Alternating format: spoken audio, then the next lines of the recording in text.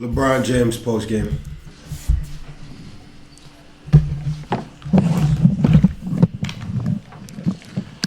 Well, first question, Joe on the left side, second row. Joe Varden, Cleveland.com. LeBron, we're just learning about your hand injury, and we can obviously see the brace. Can you take us through what happened and if it caused you any problems over the final 3 games? What happened? Self-inflicted. Post-game after game 1. Very emotional. Because he knew you. For a lot of different reasons, understanding how important a game 1 is. You fucking lost when he lost that game, you stupid. What was that done for us? The way we played, the calls that was made throughout the course of that game. I had emotions on, the game was taken away from us. I had emotions of, you just don't get an opportunity like this on the road versus Golden State to be able to get a game 1. And, I let the emotions get the best of me and pretty much played the last 3 games with a broken hand. So that's what it is. And then, fucking ridiculous. I recognize the finals just ended, but I know you're ready for these questions. Do you feel like you've played your last game for the Cavs? Why would you ask me? I have no idea at this point. Why would you ask me some dumb shit like that? One thing that I've always done is consider, obviously my family, understanding, especially where my boys are at this point in their age. They were a lot younger. The last time I made a decision like this 4 years ago, I got a teenage boy, a preteen, and a little girl right now that wasn't around as well. So, sitting down and considering everything, but, my family is a huge part of whatever I've decided to do in my career, and they will continue to be that. So I don't have an answer for you right now as far as that. Was you expecting me to, you idiot? LeBron, 2 questions. One, all the way in the back. 2 questions. One, how do you want this season to be remembered, given, guys in their 15th year don't do this at all? How do you want this year to be remembered? For me personally? Yes. I have no idea. I mean, that's for you guys to kind of figure out how you want to characterize my 15th season. It's definitely been a whirlwind. It's been the greatest 15th year season I've ever seen in my life. It's been bad. The greatest 15th year season any NBA player has ever had in their life. The leader I know I can be for this ball club, for this franchise every night, no matter what was going on from the outside or the inside, and be reliable every single day, showing up to work every single day, putting in the work, and grinding every single day. So, I have no idea how the story will be talked about in my season, but that's not. I know I punch the clock in every single day, and that's for me. And I understand that, and I'm okay with that. And to kind of follow up on one of Joe's questions, you've gone through this dance that's coming this summer. You've gone through this a few times. Do you anticipate this just because of, like you said, the family and your kids going into high school and your age and all those things? Do you anticipate this summer being the toughest as far as deciding what the right path for you is? No, I felt like 10 was the toughest. Rachel up front. Rachel Nichols, ESPN. LeBron, how would you characterize these playoffs for you? For me personally, he's like, nope, this isn't going to be the toughest because this team fucking sucks. I wondered if we could hit a switch. And we did it. And we did it. Course of the regular season. And we did it. Like, and we never hit a fucking switch. I don't know. Never. They asked me a lot. Our beat writers, kind of asked us throughout the whole, season, and then we made the trades. And right before the playoffs, a couple weeks before the playoffs, do you feel like your team is ready for the postseason? I didn't know. It was just the unknown. I mean, our season was kind of the unknown, and I wondered if we can hit a switch in the postseason.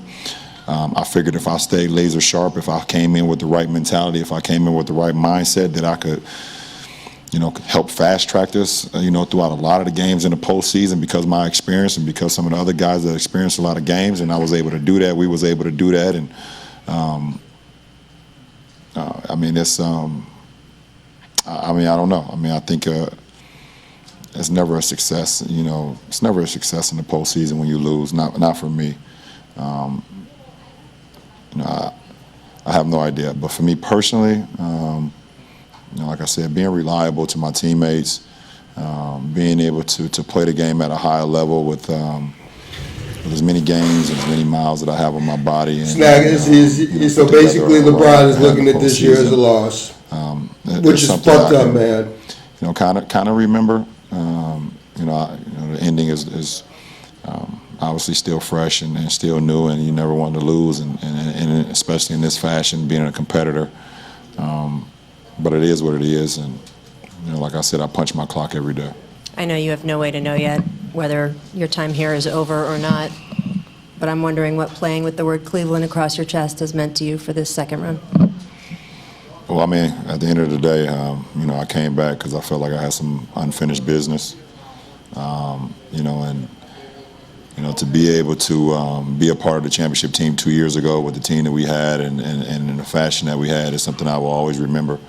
Obviously, I think we all remember that. I mean, it ended the drought for Cleveland. It was 50-plus years. I think we will all remember that in sports history. So, when you have a goal, I think any individual, anybody, male, female, whoever the case may be, when you have a goal and you like seek that goal out and you dream about that dream and you put everything and you can to, guys like this brace, huh? You guys like this, you like this cast, huh? You want me to sit right here for you? I don't even know where I was, Rach. I'm sorry. Next question. I'm sorry. Good. Dave, standing on the left. Dave McMenamin, ESPN. LeBron, in 2010, you basically started, or were part of a team starting from scratch in 2014, same process, and then 4 months ago, and were able to get to the finals. If you had to do that again in your career, basically start a team from scratch, what have you learned from this year that you had a different team in February from what you were playing with in the finals? Well, it's definitely not the most comfortable thing, to start a team from scratch because the most important is health, because you need to build chemistry so fast and camaraderie so fast on the floor, and if you have multiple injuries or you have multiple bodies out, when you're starting fresh, it's too hard, and I think, with this season, that's what you kind of saw.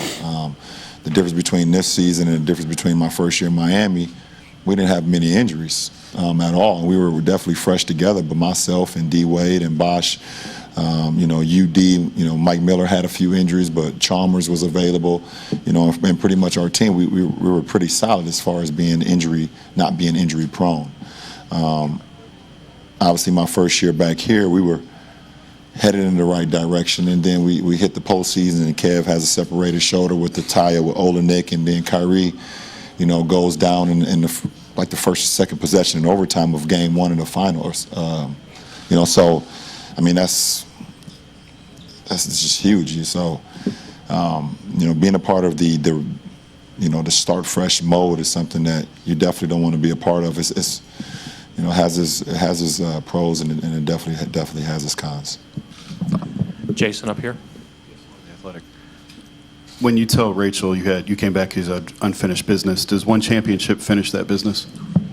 I mean, that's a trick question at the end of the day, and I'm not falling for that. It's not a trick. No, yes, it is. I mean, for me, I still have so much to give to the game, and yeah, it is. Like I said, when you have a goal, what a pussy-ass question. To accomplish that goal, it actually, for me personally, made me even more hungry to continue to try to win championships, and I still want to be in championship mode, and I think I've showed this year why I will still continue to be in championship mode. And when you came back in 2014 and we did the thing at InfoCision, understanding things can change in 4 years, but you said you don't plan on going anywhere, you can't go through this again. What did you mean by that, and what's this process like, this free agency process of having to make a decision of can you just take us through, shed some light on what that process is like? Well, I mean, I'm not going to take you throughout the whole process. That's not fun. This is all they talk about. All they want to know about, man. This motherfucker just left, and the only thing anybody cares about is trying to get him to say anything he can about where he's for the going. last 20 years, pretty much, will have a say-so. And then it ultimately will come down to me. So we'll see what happens. Howard standing on the left. Howard Beck with Bleacher Report. LeBron, when you Someone asked him, made the move in LeBron, 2010, what made obviously you had certain goals want to and play every things in game mind this that year? Made you, pushed you toward that LeBron, decision. how are you Similar able to work so 2014. hard? Like, ask Are him the questions that decisions are or not the total thought fucking... process, priorities different at age 33, 15 years in than they would have been at those other junctures? No, I don't think so. To be able to, I made the move in 2010 to be able to, play with talented players, cerebral players, that you could see things that happen before they happen on the floor, and your teammate can do the same. Throughout the course of a season, throughout the course of a game, How do you play basketball with a broken hand? throughout the course of the finals. So when you feel like when you feel like you're really good at your craft, I think it's always great to be able to be around other great minds as well, and other great ball players in my instance, and other great I think studies of the game itself. So that's never changed. Even when I came here, in 14, I want to try to surround myself and surround this franchise with, great minds and guys that actually think outside the box of the game and not just go out and play it. Mark, last one in the back left. Thank you for being the New York last one, Times. because I am LeBron, so ready whatever you decide this summer, how to stop likely recording is today. it that I'm down so the ready road to be done. you would want to actually So own ready the to edit Cavs these and be get the them guy up in and charge here? it'd be done. Like, I'm so done. I'm so over all of Well, this. that I'm so over it. top athlete money per year thing came out last week, and I was 6. So I'm in no way, shape, and form putting myself in a position right now to own a team. I think Floyd was one at like 252. Obviously I don't have a boxing hand. So boxing won't be the sport I'll be going to. I don't know. I mean, at the end of the day, Mark, I think for me, staying around the game, being around the game, will be something I'll probably do for the rest of my life. Either, while I'm playing for this, this later stage of my career, advising, people in the NBA, or whatever the case may be. But I got 2 boys that play the game as well, so. I don't know. I can't predict the future on ownership and things of that nature, but I have a lot of knowledge of the game. I understand talent. I know talent. But I know the right questions to ask certain guys and see if they're smart enough to actually think the game as well. So we'll see what happens. Thank you, LeBron. Appreciate it.